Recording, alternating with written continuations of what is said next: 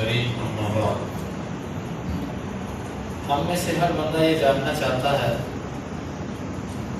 کہ اس کا اللہ رب العزت کے ہاں کتنا مقام ہے۔ دنیا میں دو بندے آپس میں محبت کرتے ہوں تو ہر ایک یہ جاننا چاہتا ہے کہ یار کوئی ایسا آلہ ہو کہ میں لگاؤں اور مجھے پتہ چل جائے کہ اس بندے کے دل میں میری کتنی محبت ہے۔ اور ہم میں سے ہر بندہ اور طالب علم بھی جب کمرہ امتحان میں پیپر دیتا ہے تو وہ یہ جاننا چاہتا ہے کہ جیسے جیسے میں پیپر دیتا جاؤں مجھے کسی غیبی طریقے سے پتہ چلتا جائے میرے نمبر کتنے ہیں۔ کتنی چیز ہے، انسان بھی اللہ رب العزت کے ہاں جو پیپر حل کر رہا ہے، روزانہ ہم میں سے ہر بندہ یہ چاہتا ہے کہ اس کو اپنے پیپر کے نمبر کا پتہ چل جائے۔ میں اور آپ کیسے معلوم کر سکتے ہیں دنیا میں کہ اللہ رب العزت کے ہاں میرا کتنا مقام ہے؟ تو بھائی ایک طریقہ ہے، میں سب سے پہلے اپنے آپ کے لیے اور پھر آپ سے کہوں گا آپ میں سے ہر بندہ خود اپنا جائزہ لے کہ اللہ رب العزت نے اس کو کس جگہ پہ کھڑا کیا ہوا۔ کیونکہ اگر نیکی ہوتی ہے تو اللہ رب العزت کی توفیق سے، اگر انسان کو غلط کام کرتا ہے تو یہ شیطان کے پھسلانے سے اور اللہ کے چاہنے سے، اللہ کی رضا اور اس کا چاہنا، ان دونوں میں فرق ہوتا ہے۔ مشیت اور رضا میں فرق ہے۔ سب سے پہلی چیز ہم میں سے ہر بندہ دیکھے کہ اگر تو اللہ رب العزت نے اس کی زبان کو ذکر سے جاری کر دیا ہے، ہر وقت اس کو اللہ کے ذکر میں لگا رہتا ہے، اٹھنے بیٹھنے نکلنے کی ہر لمحے کی دعائیں ہمیں یاد رہتی ہیں، دعائیں ہمیں نہیں بھولتی، نہ گھر سے نکلنے کی، نہ داخل ہونے کی، نہ مسجد میں نکلنے کی، کھانے سے پہلے کی، کھانے کے بعد کی، ہر وقت کی دعا اور ہر وقت اللہ کا ذکر زبان پہ جاری رہتا ہے۔ جس طرح کہ نبی صلی اللہ علیہ وسلم نے صحابی سے کہا تھا کہ لا یزال لسان رطبا بذکر اللہ، تیری زبان ہمیشہ اللہ کے ذکر سے تر رہے۔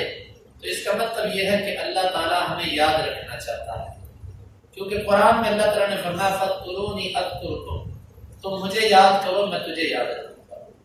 اس کا مطلب یہ ہے کہ اللہ تعالیٰ ہمیں یاد کرتا ہے، ہمیں یاد رکھتا ہے، ہمیں قریب کرنا چاہتا ہے، اسی لیے اس نے ہمیں ایسے کام میں مشغول کر دیا کہ جس سے وہ خود ہمیں یاد رکھے۔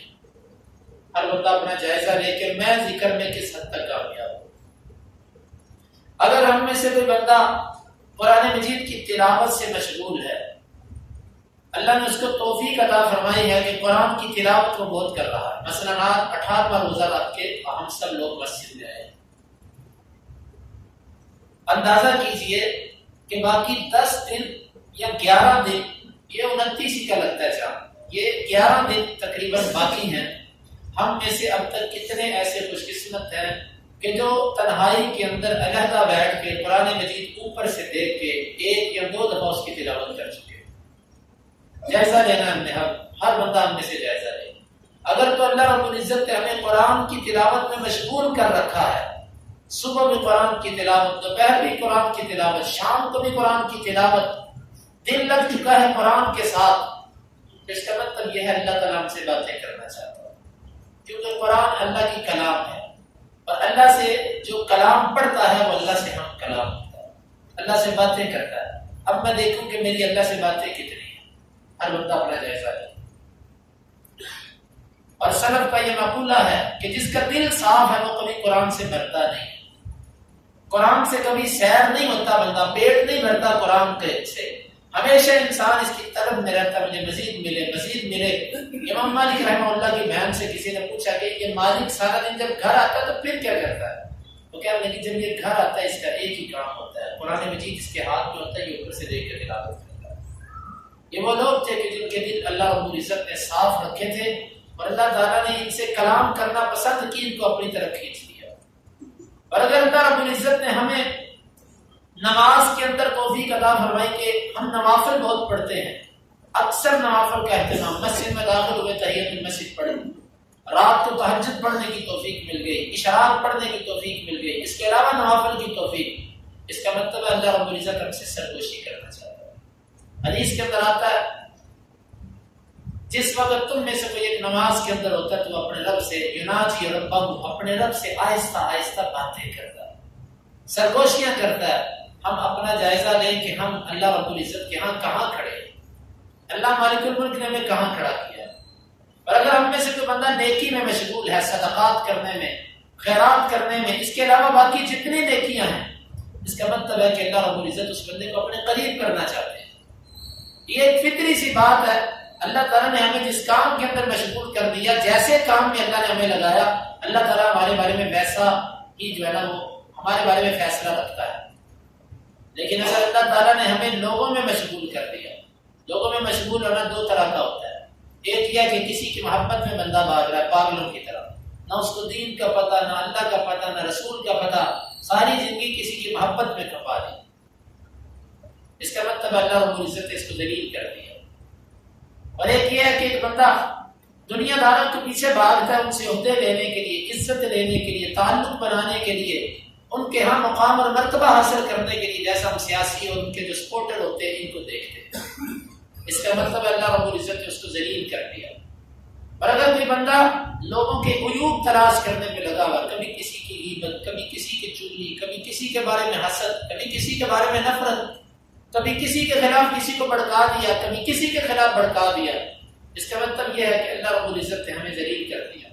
کیوں؟ اَيَبْتَغُونَ عِندَهُمُ الْعِزَّةَ فَإِنَّ الْعِزَّةَ لِلَّهِ جَمِيعًا۔ کیا یہ لوگوں سے جا کے عزتیں تلاش کرتے ہیں؟ عزتیں لوگوں کے ہاتھ میں نہیں ہیں، عزتیں ساری کی ساری اللہ مالک الملک کیا۔ بھائیو، میں اپنا جائزہ لوں، میں لوگوں میں مشغول تو نہیں، میری زبان لوگوں کی غیبتیں تو نہیں کرتی، چغلیاں تو نہیں کرتے ہم، حسد اور بغض سے میرا سینہ بھرا تو نہیں ہے، میری آنکھیں خواتین کو، غیر محرم کو دیکھنے میں مشغول تو نہیں ہے، میرے کان غلط چیزیں سننے میں مشغول تو نہیں ہے، میرے ہاتھ اور پاؤں لوگوں کے اندر مشغول تو نہیں ہے۔ ہم اسے ہر بندہ اپنا جائزہ لے کہ اس کو اللہ تعالیٰ نے کہاں پہ کھڑا کیا۔ اور اگر اللہ رب العزت نے کسی کو دنیا میں مشغول کر دیا نا، تو دنیا یہ حقیر ہے، اس کا مطلب یہ ہے کہ اللہ تعالیٰ اس کو اپنے سے دور کرنا چاہتے ہیں۔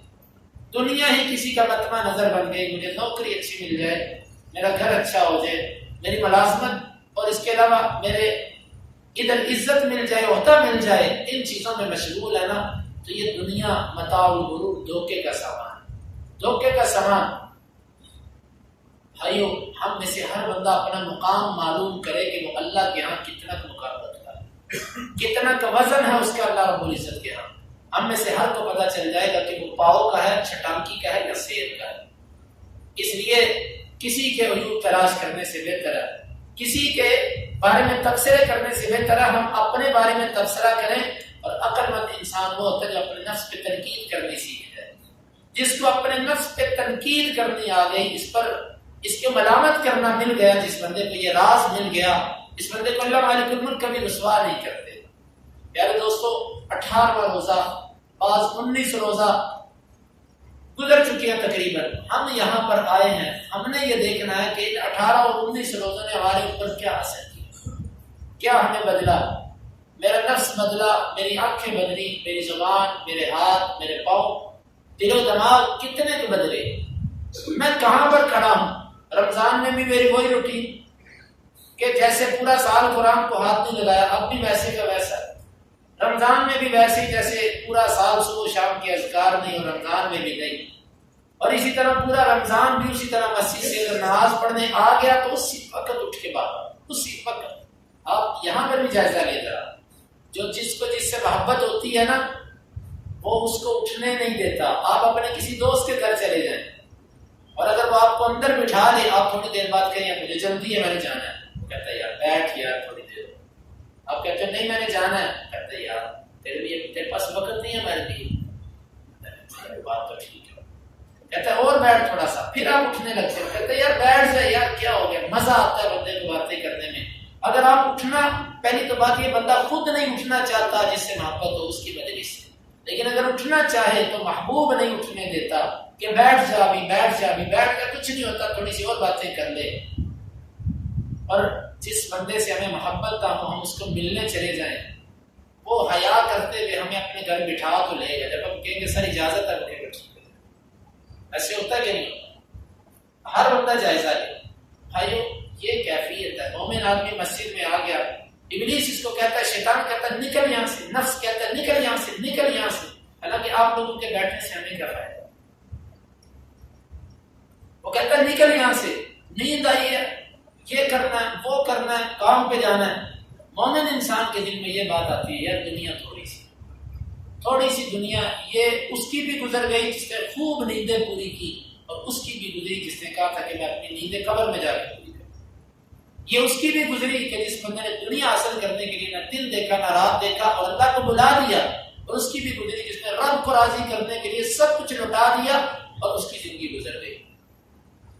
مومن آدمی اٹھنے لگتا ہے، اللہ تعالیٰ اس کے دل میں ڈالتا ہے تھوڑا سا قرآن اور پڑھ لے، ایک پاؤ پڑھتا ہے، پھر بند کرنے لگتا ہے، دل میں آتا ہے یار تھوڑا سا اور پڑھ لوں، یہی تو اصل زندگی ہے، تھوڑا سا اور پڑھ لیتا ہے۔ چپ رہتا ہے، اللہ تعالیٰ اس کے دل میں ڈالتا ہے چپ رہنے سے تجھے کیا ملے گا، تیرا وقت ضائع ہو رہا ہے، اللہ تعالیٰ کا ذکر کر، اللہ تعالیٰ کا ذکر۔ امام احمد بن حنبل کا واقعہ بڑا دلچسپ ہے۔ سفر کے لیے نکلے تو رستے کے اندر، یہ کی سیرت میں لکھا ہوا ہے، رستے کے اندر ایک جگہ پہ شام ہو گئی تو مسجد کے اندر چلے گئے سونے کے لیے، تو مسجد کی انتظامیہ سخت تھی، خادم نے کہا نکلیے یہاں سے۔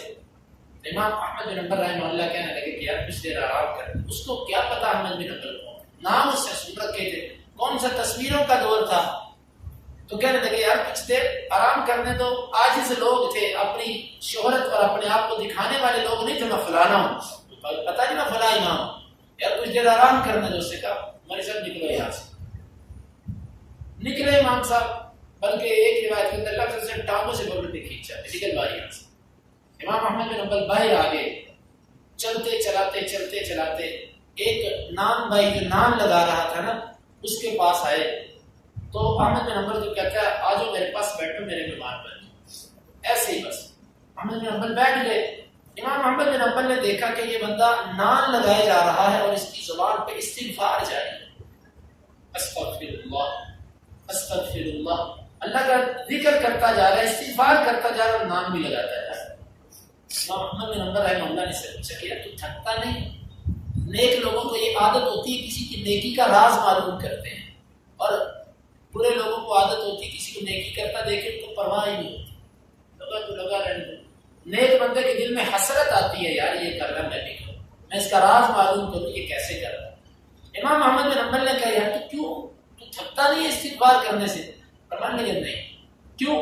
میں نے اللہ سے 2 دعائیں کی تھی، ایک قبول ہوئی ہے اور ایک نہیں۔ اس نے کہا کون سی؟ اس نے کہا ایک دعا یہ کی تھی اللہ ہمیشہ تیرا ذکر کرتا ہوں، اللہ نے میری زبان پہ ذکر آسان کر دیا، میں اسے تھکتا نہیں۔ اور دوسری دعا یہ کی تھی کہ یا اللہ احمد بن حنبل سے ملاقات کروا، ابھی تک وہ نہیں۔